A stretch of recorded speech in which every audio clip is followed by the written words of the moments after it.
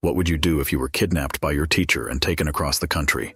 That's what happened to Elizabeth Thomas, a 15-year-old student from Tennessee who was allegedly abducted by her 50-year-old health science teacher Tad Cummins in March 2017.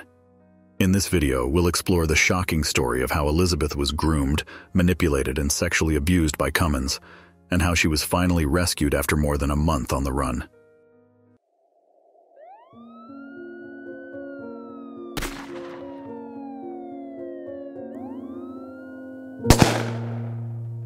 Elizabeth Thomas was a troubled teenager who had been homeschooled for most of her life.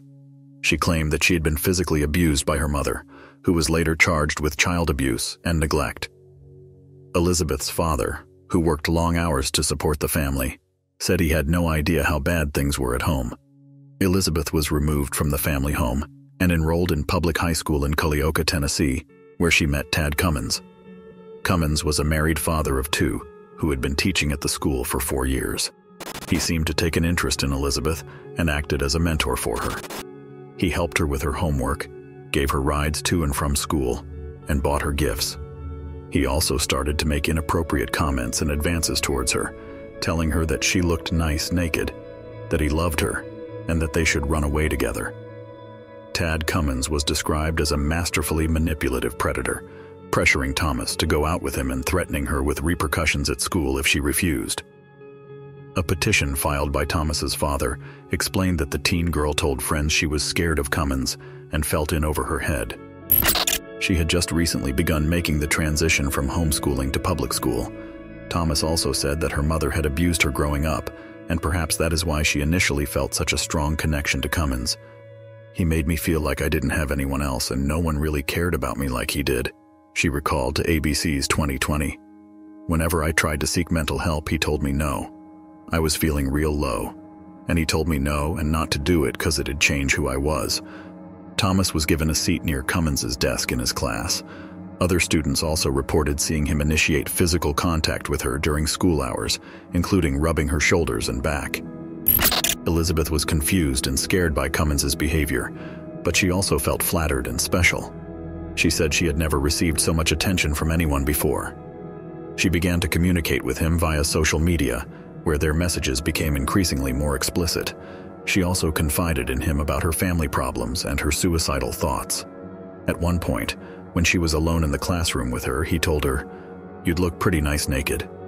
Then, when a student saw Cummins kiss Thomas at school, it took a week before the teacher was suspended.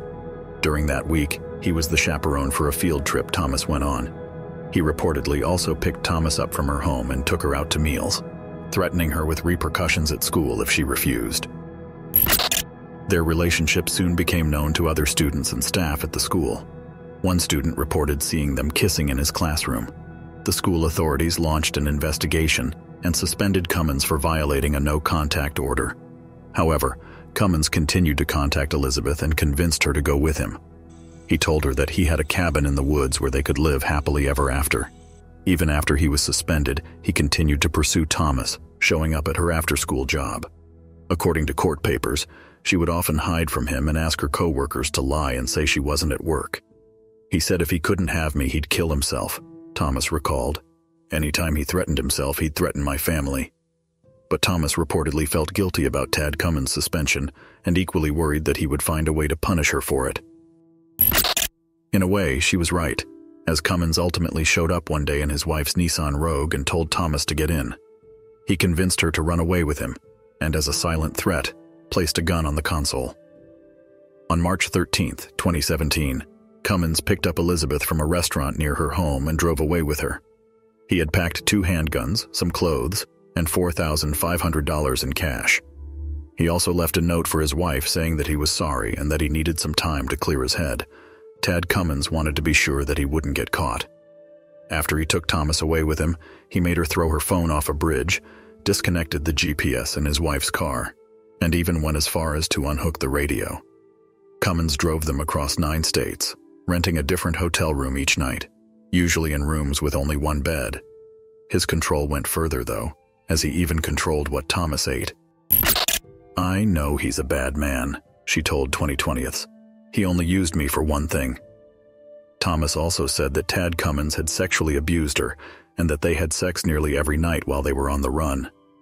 Cummins also admitted to this during an interview with the FBI. What followed was a nationwide manhunt that lasted for 39 days.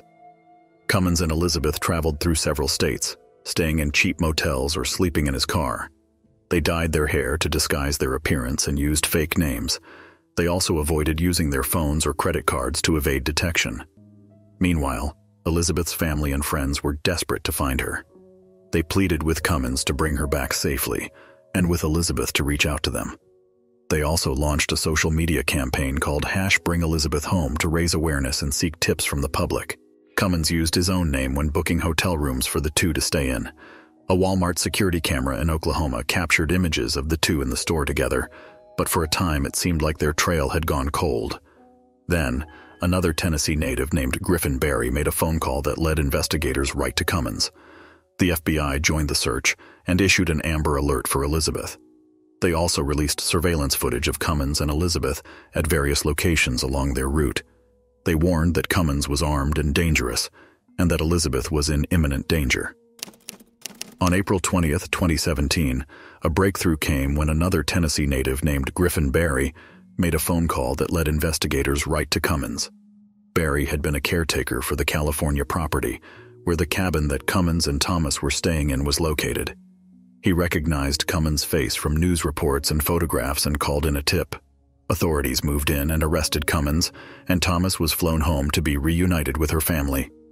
Cummins was charged with kidnapping, transporting a minor across state lines for sexual purposes, and obstruction of justice. He pleaded guilty and was sentenced to 20 years in prison. He also lost his teaching license, and his wife filed for divorce. Elizabeth was reunited with her family and received counseling. She said she felt relieved that it was over, but also conflicted about her feelings for Cummins. She said she still loved him, but also hated him for what he did to her. She said she wanted to move on with her life, but also struggled with depression, anxiety, and PTSD. Elizabeth's story is a cautionary tale of how a teacher can abuse his power and prey on a vulnerable student. It also shows how grooming can manipulate a victim into believing that they are in love with their abuser and isolate them from their support system. It also raises questions about how schools can prevent such situations from happening and how they can protect their students from harm. Thank you for watching this video about Elizabeth Thomas's ordeal. If you liked it, please give it a thumbs up and subscribe to our channel for more stories like this one. And until next time, stay safe and be aware.